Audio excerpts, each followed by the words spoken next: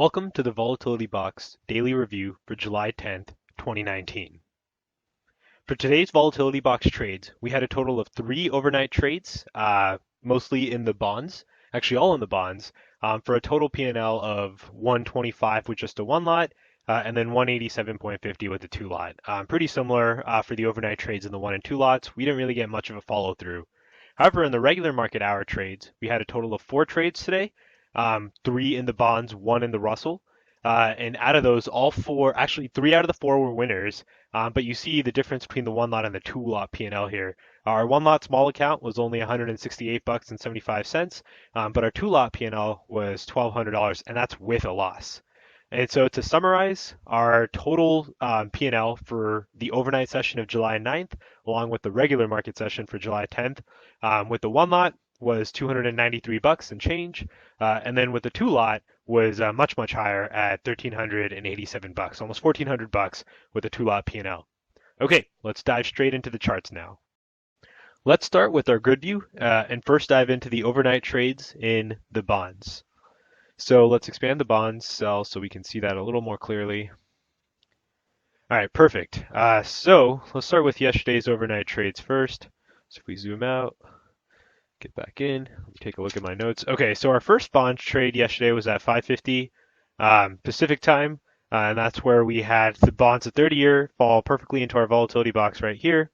Our stop was 5 points wide, or 5 ticks wide rather, right outside of the volatility box here, with our first target being once again the 5.5, which we hit. We did not go on to fully hit the target line. However, if you had a trailing stop, the max you could get out of this trade was 7 ticks.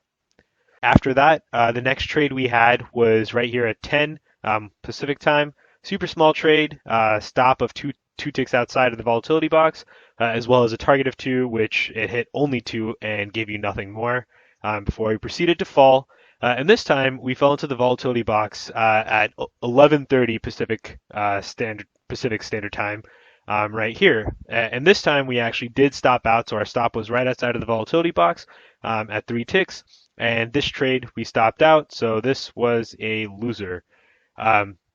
With that, we had our 3 overnight trades in the bonds, 2 winners and 1 loser. Now, if we come back to the regular market hours, we can take a look at once again the trade in the bonds.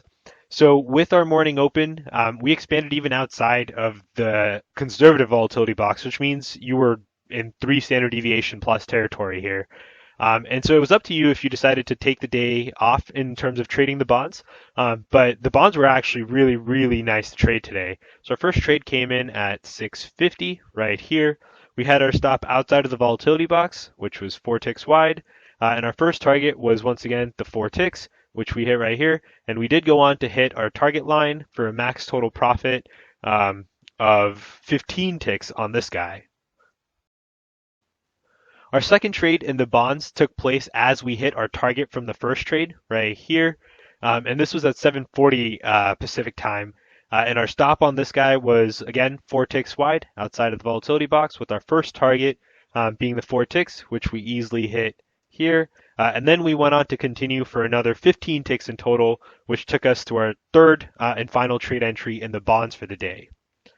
So our third entry in the bonds was right around 10 o'clock Pacific, and we had plenty of time to get in. Our stop was outside of the volatility box, 3 ticks outside, or 3 ticks from the entry line rather. Our first target was once again the 3 ticks, and then we went on for a max total target of 10 ticks where we perfectly hit our target line right here. So the bonds overall were a pretty fun day to trade. We had 6 trades in the bonds, 5 of which were winners, which is pretty nice.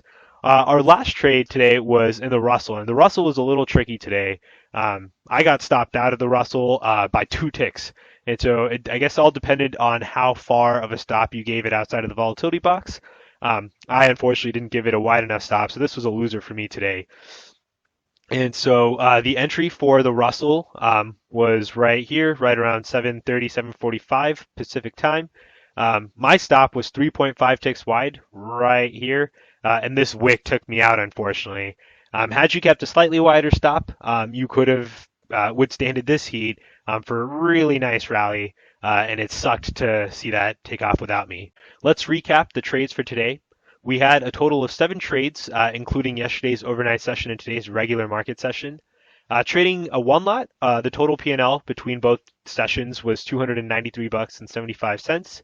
However, if you traded a two lot, you really made some nice change today, which was about $1,387 minus commission. As you can see, the volatility box gives you a very concrete edge while trading futures in the marketplace. You see what the market makers see, and you're able to trade on the same side with a very real edge. Sign up for the volatility box today at tosindicators.com/volatilitybox. We're running a special for a limited time where you can get the volatility box for just $99 a month. And if you've been watching our videos, you know that just between yesterday and today's P&L, you have more than paid for almost several years worth of subscriptions with the profits alone. Start trading with an edge at the edge and join us today.